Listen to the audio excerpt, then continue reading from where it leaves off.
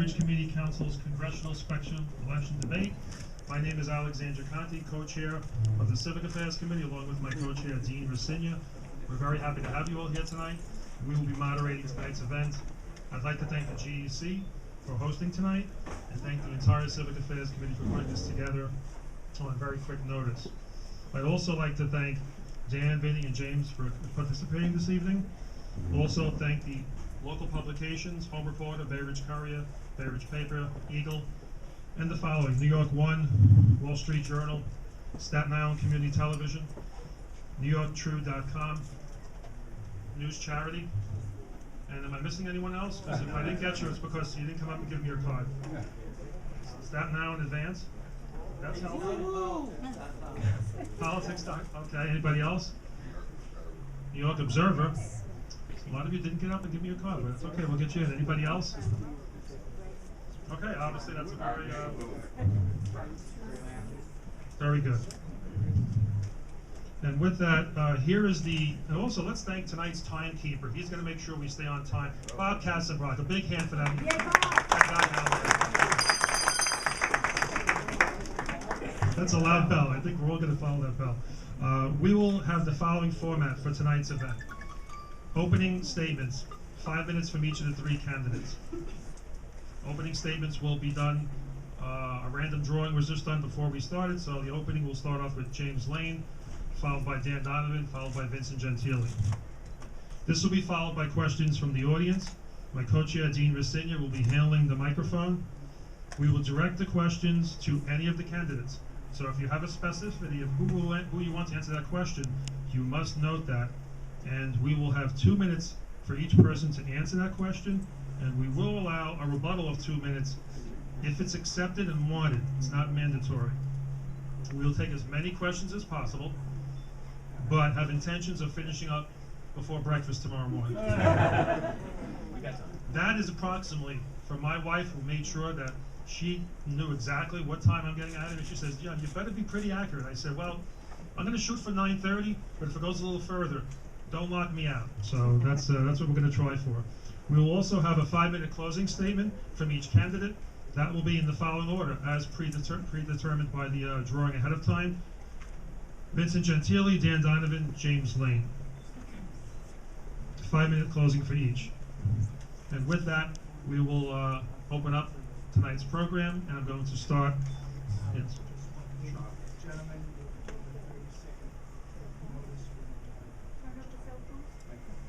okay. And with that, we're going to start with Mr. James Lane, representing the Green Party, with his opening statement.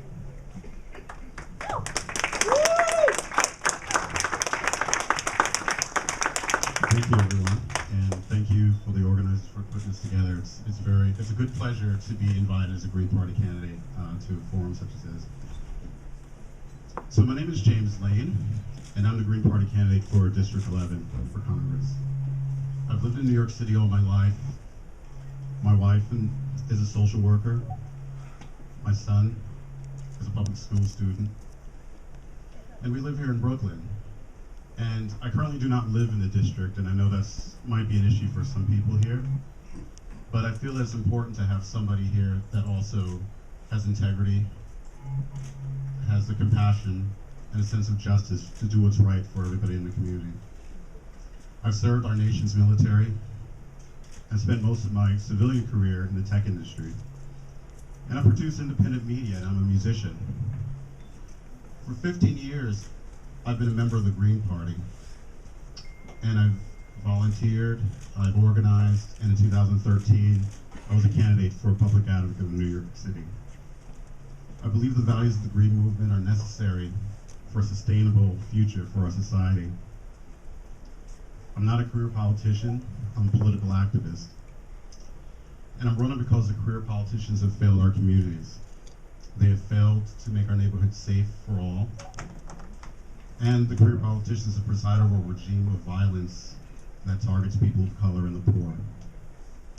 I'm a member of the Black Lives Matter movement. I joined that movement because of the unjustified killings of unarmed citizens by law enforcement officials around our country, and the constant failure to indict those cases have always outraged me. And it's not the only threat to our communities. District 11 is already facing effects of climate change, devastating effects. There are residents in the district who still have not received aid from FEMA for Hurricane Sandy. Congress has failed to act to stop climate change. FEMA has failed to aid those whose homes have already been lost. Our government has left coastal communities like ours to die. We need a Green New Deal, providing living wage jobs to build the infrastructure needed to head off climate change and prevent the further loss of homes and lives. We need a $15 an hour minimum wage. Yes. And we need to reform taxes so that the wealthiest 1% pay their fair share and take the burden off the 99% and the homeowners. Yes. We need a Medicare for all healthcare system to remove the huge burden from small businesses and self-employed. We need fully funded quality public schools that are not enslaved to an absurd standardized testing regime. We face these grave challenges, and the only response from the Democrats and the Republicans has been more austerity, more wars, and more militarized policing of our communities. For us, that means stagnant wages, a school to prison pipeline, crushing student debt for those who make it to college, and neighborhoods where my son is more afraid of the police than anything else. So I want to ask you now to take this opportunity to imagine how we as a people can take our power back from the corporations and the politicians they have purchased. The time to fight back is now, and with this election and with your vote. Thank you.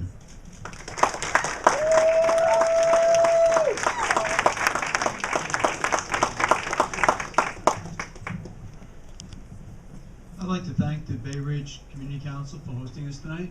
I'd like to thank James and Vinny for participating with me. I certainly would like to thank you for participating in the democratic process. So many people are sitting home tonight watching television. You come out in the rain to be with us tonight, to voice your opinion, to hear ours. So I appreciate that. Thank you. I've never had the opportunity to represent the people of Brooklyn. So I'd like to introduce myself and hope that after you hear what I have to say, you will allow me that opportunity. My name is Dan Donovan, and as many of you know, I'm the District Attorney of Staten Island, and I've been for the last 12 years. Before that, I was the Deputy Borough President of Staten Island, and I've served my community for over 28 years in public service. As James talked about politicians, I like to refer to myself as a public servant. I grew up in the North Shore section of Staten Island. I was the product of a longshoreman, and my mom was a worker in a factory. They used to feed the factory workers. They used to make the uniforms for bands and for schools. And we lived in a 3-room apartment. Our living room turned into my bedroom at night. Until I was 17 years old, I didn't have my own room. And my mother and father struggled with 2 incomes to give me the best opportunities and the best education possible. They couldn't afford to send me to college. A woman named Sally Mae did that. And that same woman allowed me to go to law school years after. And I was 52 years old when I made my last student loan payment, so I understand what you're saying, James. Mom and Dad did everything they could to give me a life that was better than theirs. And people ask me, why am I running for Congress now? I have a very good job as district attorney. I run every 4 years. I go home every night. When you run for Congress, you have to run every 2 years, and you don't get to go home every night. You're away from your family. And as many of you in this room know, and some of you are about to tell, I'm about to have my first baby at 58 years old. Yeah, baby. God bless. Yay. And it was the baby that convinced me to run for Congress. And it's not because I want to go to Washington and sleep 3 nights after the baby's born. Yeah, baby, be crying all the time. It's because of the things that my mom and dad were able to give. I'm not sure that your government is allowing you to give that to your children. Every generation has made their children's lives better than theirs were. Now with the high taxes and the student loan debt our national debt, the suppression of job creating possibilities in our district, in our state, in our city, in our region. I'm not sure our children are going to be able to have a better life than we did. We might be the first generation not to be able to do that. I now have the opportunity to go to Washington and have an impact on that. And as we face these fiscal crises, we're also facing challenges in our foreign policies. We have terrorist groups like ISIS threatening our nation. We have places like Iran who are creating nuclear weapons that are not only a threat to Israel and the Arab nations in that region, but to the entire world. And our government has failed. Our government has not come up with a foreign policy that will protect our nation and those nations in that region. I now have an opportunity to go to Washington and have an impact. Things that I've always had a concern for, but being a district attorney, most people want to know my opinion about crime and crime fighting. Now I'll be able to have an impact on all of those things in your lives. So I hope after this debate is over, some of you who have not made up your mind yet who you're going to vote for, will consider giving me that opportunity to provide for your family what I want to provide for mine. Thank you very much.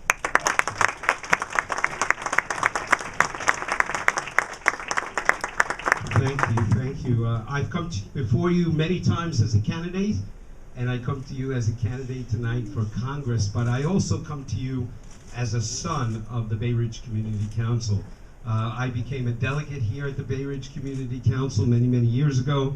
I learned my sense of civic duty from the Bay Ridge Community Council, and I learned how to work hard and how to give back to the community. Then as a delegate, I went on to be an officer several times over in the council, and finally serving as president in 1989. So the Bay Ridge Community Council will always be a major reason why I am in public service. So I thank the BRCC. And I come to you tonight also as a legislator and running to be a member of Congress, which is a legislator's job. I have 18 years experience in that position as a legislator, so I have a knowledge of how to get things done, how to work across the aisle, and how to produce even if you are in the minority. That's not to say you couldn't vote for someone with no legislative experience, but why would you? Why would you when the stakes are so high? And the stakes are so high now for the middle class. We struggle to make ends meet, even if you have a full-time job. And we need to help. We need right now to help those people who struggle the most. And I agree that we need to raise the minimum wage. I support the president raising the minimum wage immediately to $10, and then within 2 or 3 years up into $13 and index it to inflation. And the minimum wage, as Mr. Donovan has said to a reporter, is not just for college students. 75% of those on minimum wage are adults. 50% of them are female adults. So we need to help those who are getting the minimum wage and are struggling, even with full-time jobs. And then we also have to give a federal tax break to businesses, to small businesses, for every hire that they make, and that will be a good offset. We also have to help others in the middle class who are losing their tax deductions. Those who hit a point in their income where the IRS says that they are now subject to the AMT. And when you're subject to the AMT, you start to lose your tax deductions. That hurts middle class families, and we need to get rid of the AMT immediately. We have to create job and economic activity. We have to bring back federal money to rebuild, repair, and replace our infrastructure. Our buses and subways, as you know, are a mess. We need to help the city build a better ferry service, something that I've been working on for many, many years. How many years have we been told there was going to be an elevator at the 86th Street subway, right? If we had federal money, we could get that done. As the congressman, I can bring the federal money, and that's what a congressman should do, to ease the burden and allow these projects to go forward without any fare increases. Right now, the Highway Trust Fund is broke. It needs to be reauthorized. I want to go to Washington and make sure that we reauthorize the Highway Trust Fund. We have to protect our seniors. Our district is the biggest population in the city of seniors. We have to fund the Older Americans Act, which is now up for renewal.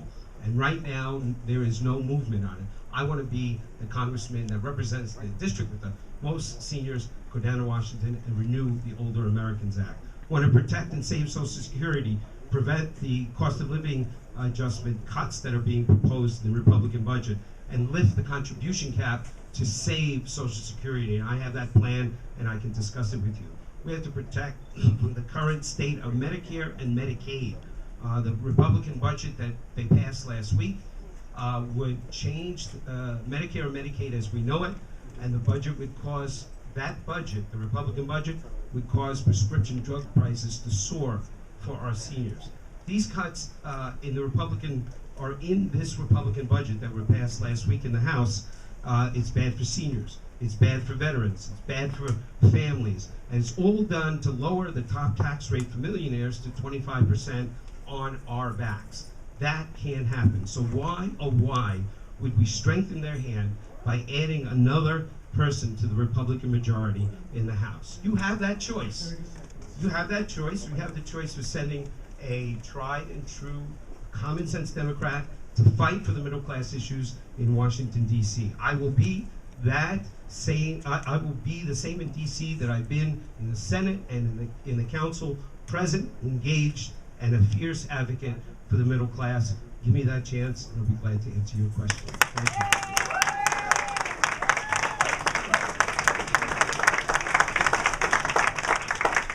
Okay, so if you have a question, please make your way up to the mic, form a single line, just speak normally, normal tone of voice into the mic without touching it. We tested it before, it seems to be working pretty well. Thank you.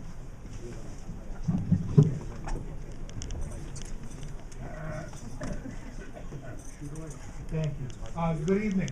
I'm a retired social studies teacher, and my students still get in touch with me through social media. So, focus this. The position you're applying for is a legislative position, federal government. So, could you please, all three gentlemen, tell me your top 3 priorities in legislation, and please be specific in terms of legislation.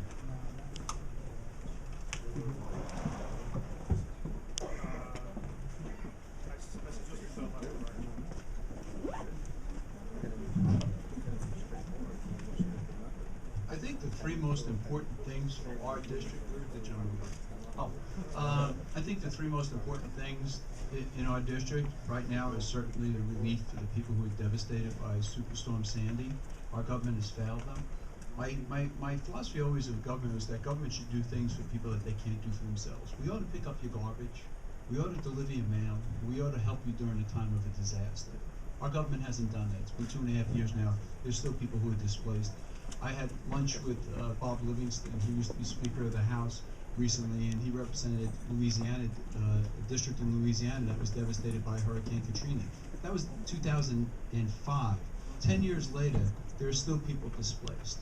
Number 1 priority of government should be helping people during the time of disasters. That's number one priority of mine.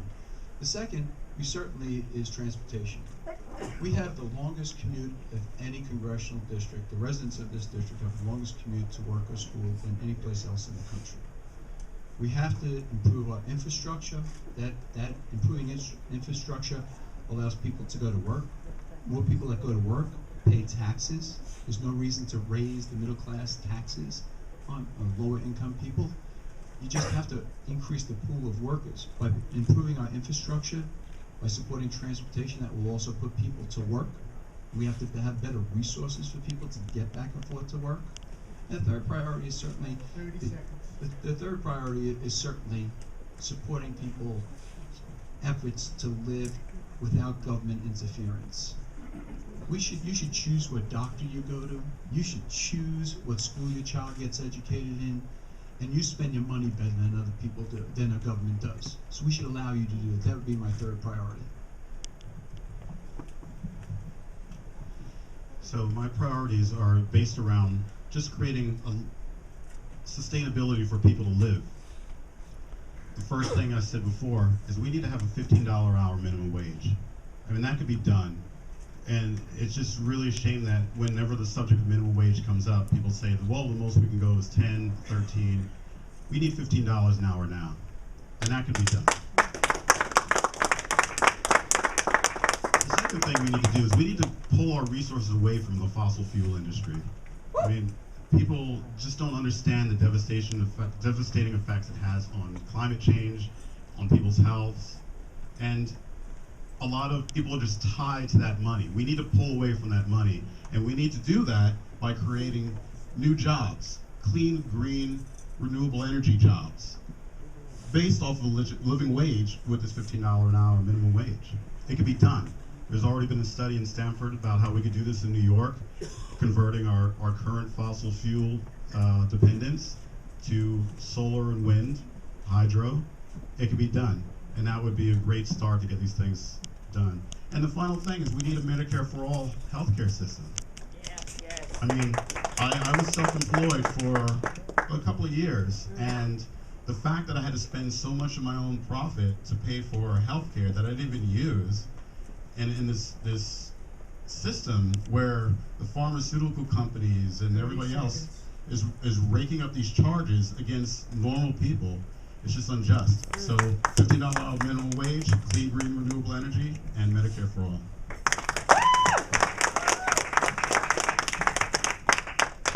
I think from a congressional point of view, the first thing we have to do, and one of my top priorities, is to help working families. And as I said earlier, that includes removing the AMT, which takes away tax deductions for those who hit a certain income, and it also means raising the minimum wage. And those are the things that we can do immediately to help the middle class families make ends meet. Those who have jobs and are still having tough times paying the bills every month. We know everybody. We know people who are in that situation.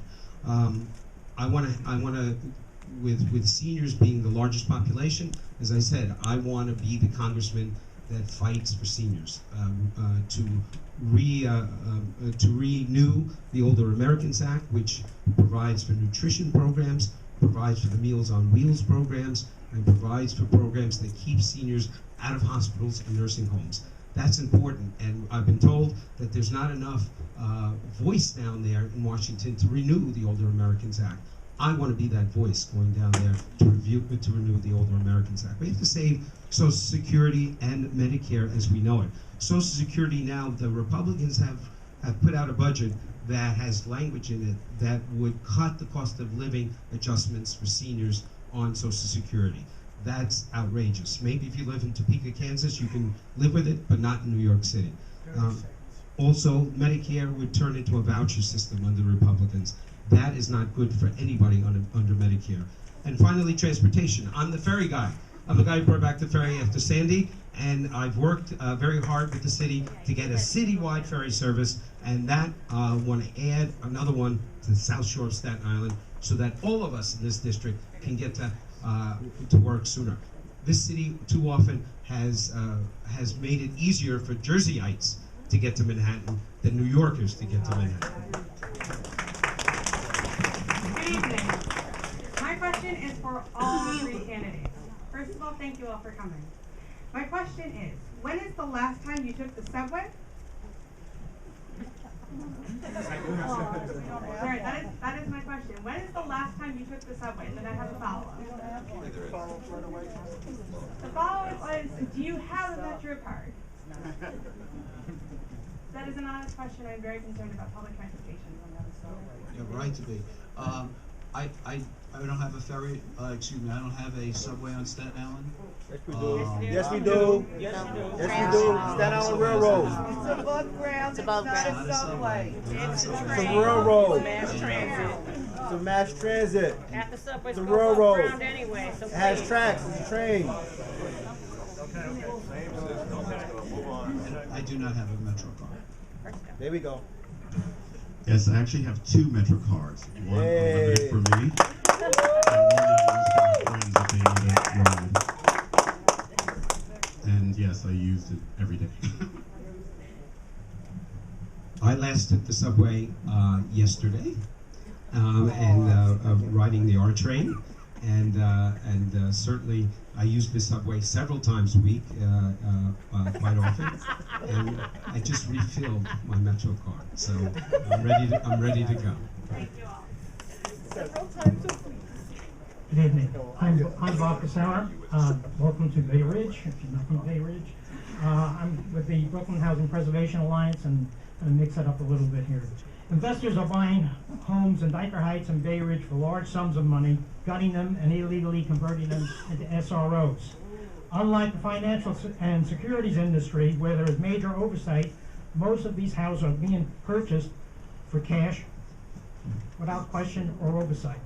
At the same time, the United States is selling visas under the EB-5 visa program to individual investors who have a minimum of $500,000 to invest in for-profit enterprises. This gives the rich investor the ability to get a green card and eventually a permanent residence in the United States. It also begs the question, is some of this money making its way into funding these illegal conversions? So question number one, if elected to Congress, what would you do to help combat the illegal home conversions? And number two, do you think the United States should be selling the visas to rich investors, thus allowing them to jump to the head of the line? Most of the issues involving the illegal Excuse me, conversion. young man.